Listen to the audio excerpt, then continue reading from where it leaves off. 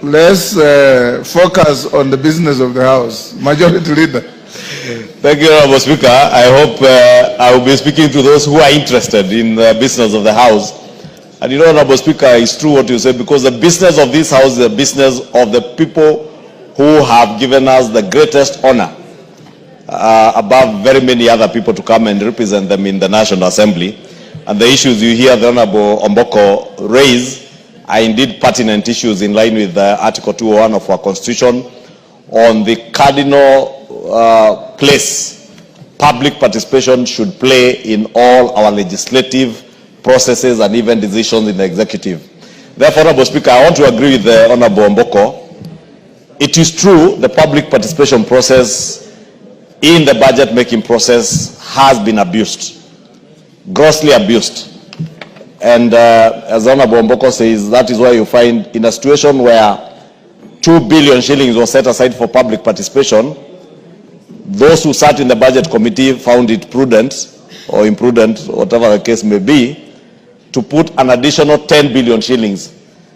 But what is more worrying, Honorable Speaker, is that if the entire 12 billion shillings went to the counties that were slated in for the public participation exercise, then there will be no problem. The problem has come because it is people who have vested interest in those committees where they sit in that then use that opportunity to put projects in their own constituencies and counties far from what was intended by the public participation, Honorable Speaker. And I say this with immense respect to those who sit in the Budget and Appropriations Committee, because it is a committee that I have chaired before in this House. And the tradition that we had set right from the 11th Parliament when the new Constitution came into being is that money would be set aside for public participation, and over a period of 4 years, we would cover all counties in the country.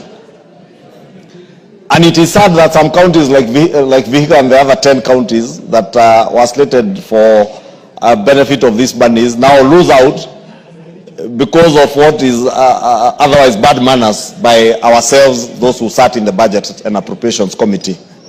And I say this, Speaker, because we have now reconstituted a new Budget and Appropriations Committee. Let me be on record, it will not be business as usual. This House will not sit back and allow members who sit in the Budget and Appropriations Committee to use the position they hold in that committee to appropriate money to only their constituencies at the expense of other Kenyans. Because all these 349 members come here to represent people. They come here to seek and lobby for resources to go back to their people. That is why the people of Vihiga are crying today.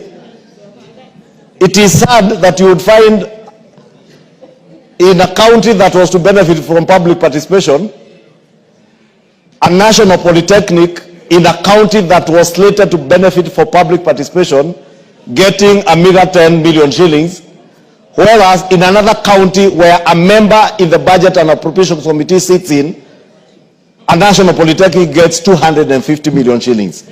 It is immoral. It is unethical and very unprofessional of us who sit in those committees. And I say it will not be business as usual because we have agreed as the House leadership, both in the majority and the minority party, that those who get the opportunity to sit in whichever committee you sit in that committee to ensure that there is equitable allocation and share of resources across the country. And we will make sure that that happens. I therefore wanted to urge the Honorable Omboko and the other members who are affected. I will engage with the National Treasury to ensure that those counties do not lose on account of the actions of the former Committee of Budget and Appropriations, so that within the next financial year, because they are now preparing the estimates for the next financial year, we factor in those counties that should have benefited this year and those that ought to benefit next year. But let this serve as a warning bell to the new committee. I know the committees are slated to hold their elections tomorrow.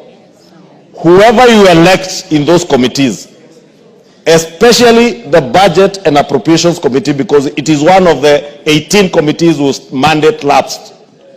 And there are new members in that committee. An opportunity to serve in the Budget and Appropriations Committee of this House is not an opportunity to enrich yourself.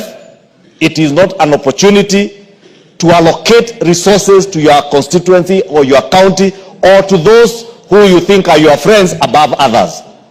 You must ensure, as members of that committee, there is equitable and fair distribution of resources, not just those in public participation.